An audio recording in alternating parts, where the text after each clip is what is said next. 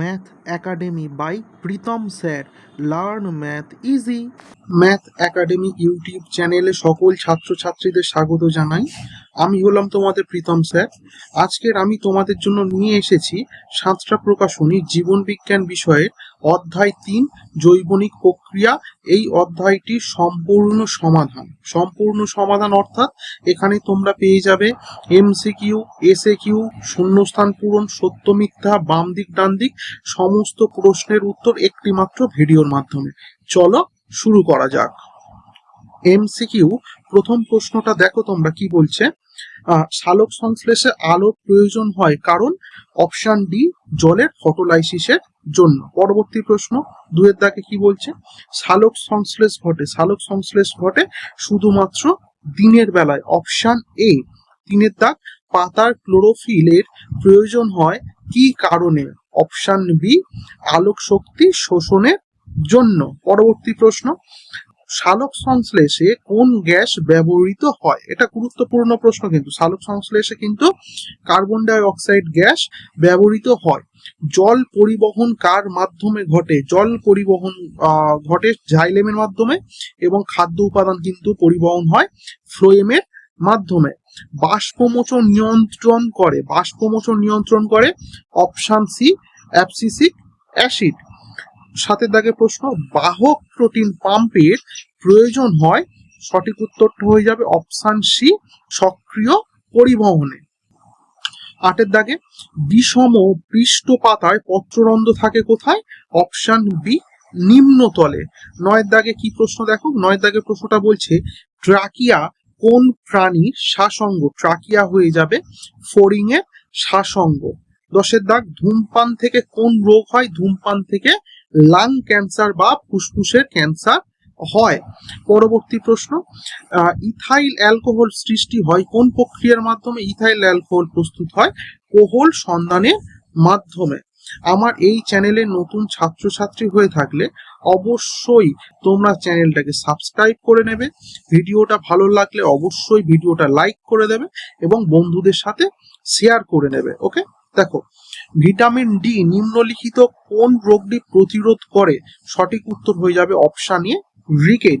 13 দাগটা দেখো, কোনটি প্রোটিন ভঙ্গক উৎসেচক। সঠিক উত্তর হয়ে যাবে অপশন ডি ট্রিপসিন। পরবর্তী প্রশ্ন, গবলেট কোষ কোথায় দেখা যায়। গবলেট কোষ দেখা যায় আন্ত্রিক গ্রন্থিতে। কাদের ক্ষেত্রে মিথজীবীয় পুষ্টি লক্ষ্য করা যায়। মিথজীবীয় পুষ্টি লক্ষ্য করা যায়। সঠিক উত্তর option A lichen.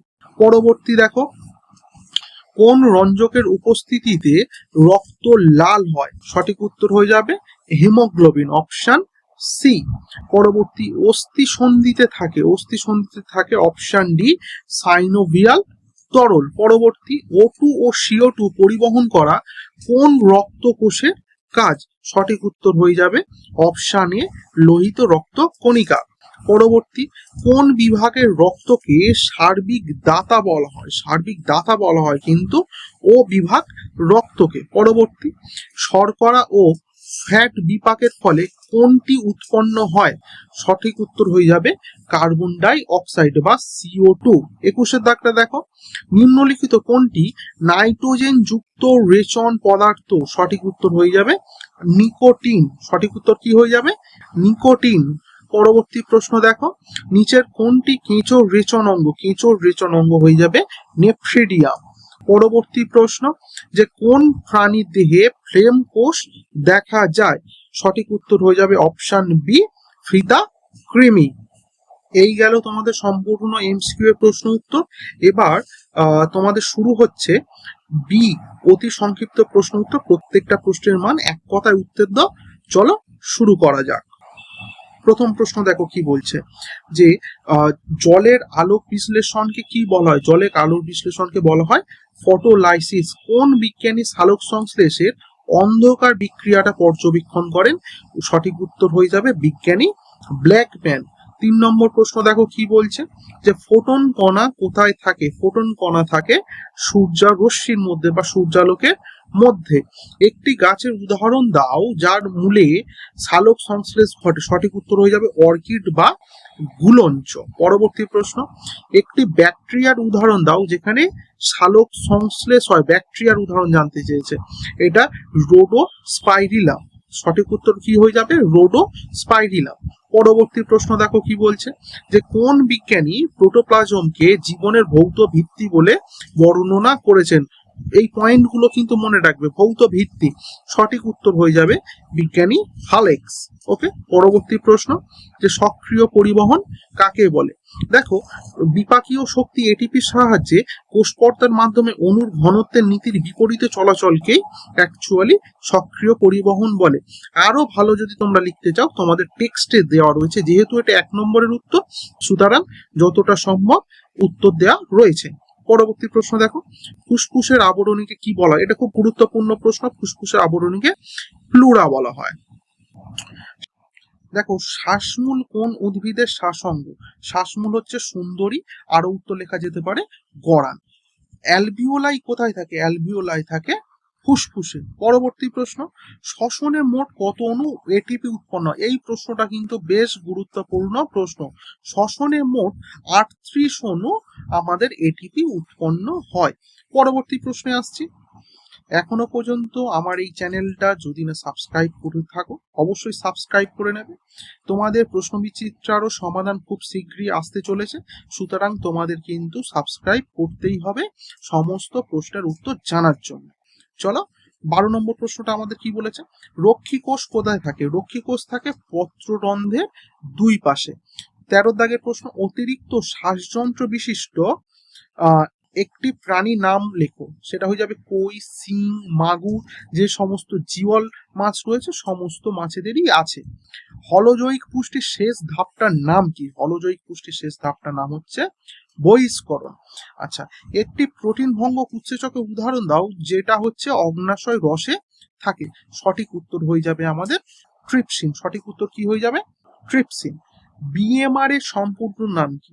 Basal metabolic rate. একটি সুষম খাদ্যের উদাহরণ দাও। সুষম খাদ্য হচ্ছে দুধ বা মিল্ক। 18 নম্বর প্রশ্ন কি বলছে, পিত্ত মানুষের ক্ষুদ্রান্তের কোন অংশে ক্ষরিত হয়? আচ্ছা, এটা সঠিক উত্তরটা হয়ে যাবে ক্ষুদ্রান্তের ডিওডিনামে। কি কারণে চিংড়ির রক্ত নীল হয়? এই প্রশ্নটাও বেশ গুরুত্বপূর্ণ। দেখো, রক্তে হিমোসায়ানিন নামক রঞ্জক থাকার জন্য। পরবর্তী 20 নম্বরটা দেখো, একটি প্রাণীর উদাহরণ দাও যার দেহে সালোক সংশ্লেষ দেখা যায়। সঠিক উত্তর হয়ে যাবে ইউগ্লিনাও বলা যেতে পারে বা ক্রাইসামিবাও বলা যেতে পারে। মানুষের সংবহন মুক্ত না বদ্ধ? মানুষের কিন্তু বদ্ধ সংবহনতন্ত্র রয়েছে। কপাটিকা থাকে কোন রক্তবাহে? কপাটিকা থাকে শিরায়। বাম অলিন্দ ও বাম নিলয় সংযোগস্থলে কোন প্রকার কপাটিকা থাকে? সঠিক উত্তর হয়ে যাবে দ্বিপত্র কপাটিকা। পরবর্তী প্রশ্ন আসছি আমি। পরবর্তী প্রশ্ন বলছে যে মুক্ত সংবহন বিশিষ্ট একটি প্রাণীর উদাহরণ দাও। মুক্ত সংবহন রয়েছে আরশোলারও হতে পারে বা চিংড়িও বলা যেতে পারে।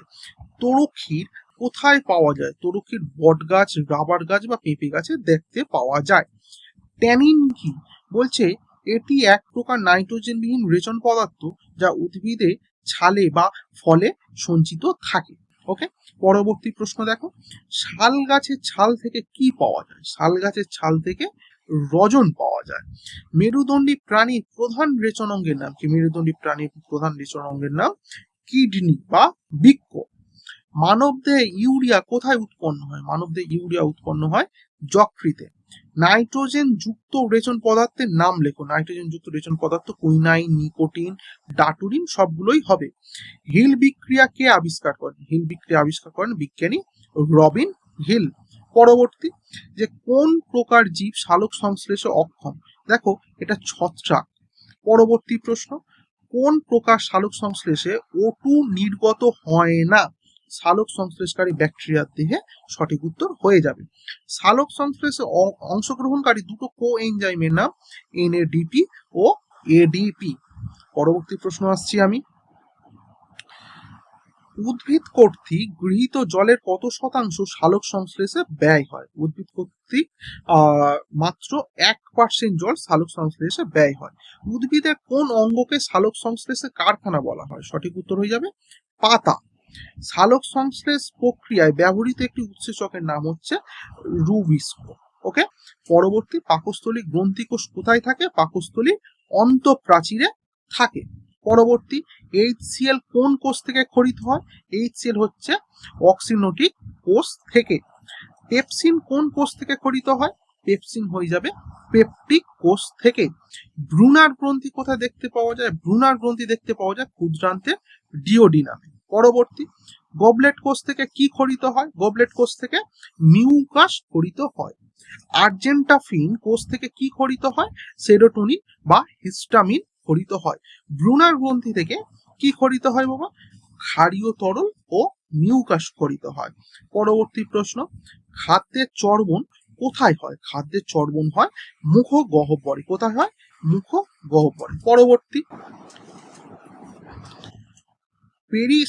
পেরিস্টালসিস চলন কোথায় কখন ঘটে? দেখো, খাদ্য গলাধ্যকরণের সময় অন্ননালীতে বা ক্ষুদ্রান্তে ঘটে। এটা তুমি অন্ননালী না বলে গ্রাসনালীও বলতে পারো। 47 কি বলছে? চর্বণ ও পেরিস্টালসিস কোন ধরনের পরিপাকের অন্তর্গত? এটা হয়ে যাবে যান্ত্রিক পরিপাকের অন্তর্গত।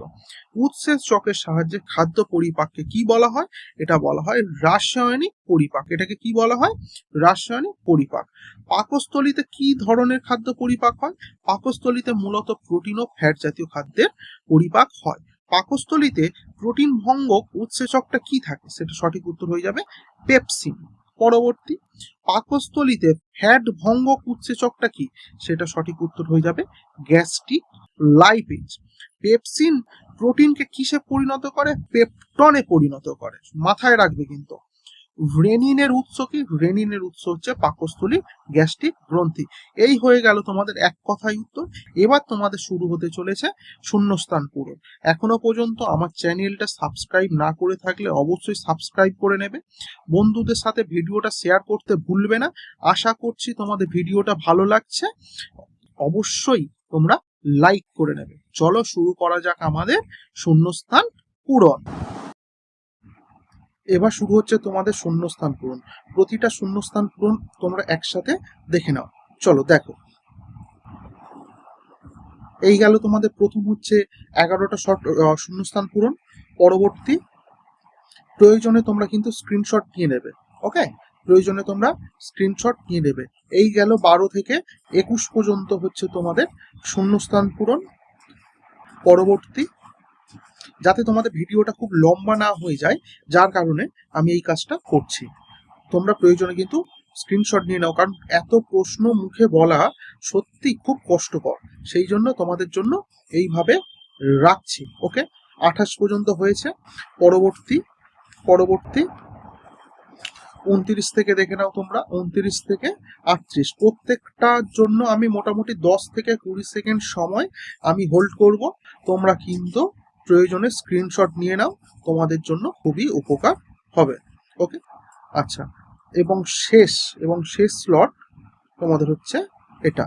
ওকে, এইটুকুনি প্রশ্ন নিয়ে কারোর যদি কোনো অসুবিধা থাকে অবশ্যই আমাকে কমেন্ট বক্সে জানাবে। ভিডিওটা ভালো লাগলে অবশ্যই লাইক করবে, কমেন্টে জানাবে তোমাদের ভিডিওটা কেমন হলো। বন্ধুদের সাথে শেয়ার করাটা কিন্তু বাধ্যতামূলক। পরবর্তী তোমাদের জন্য স্টার্ট হচ্ছে সত্য মিথ্যা।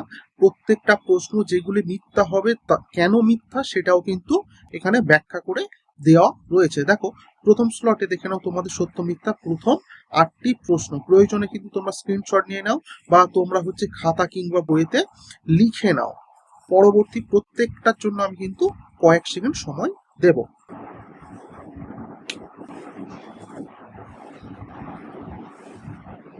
ওকে,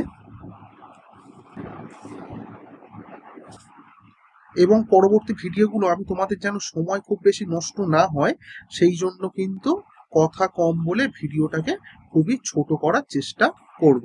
ওকে, সময়ের অভাবে দীর্ঘদিন তোমাদের জন্য ভিডিও আনা সম্ভব হয়ে ওঠেনি।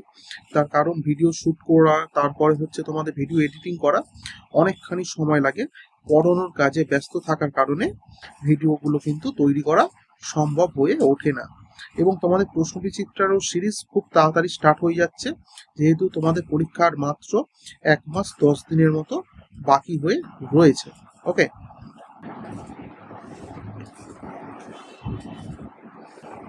আচ্ছা, পরবর্তী 37 থেকে দেখে নাও।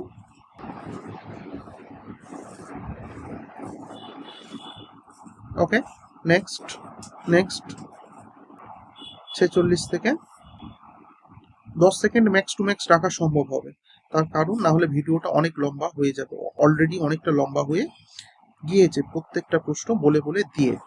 ওকে, আচ্ছা, এই গেল 55 নম্বর প্রশ্ন।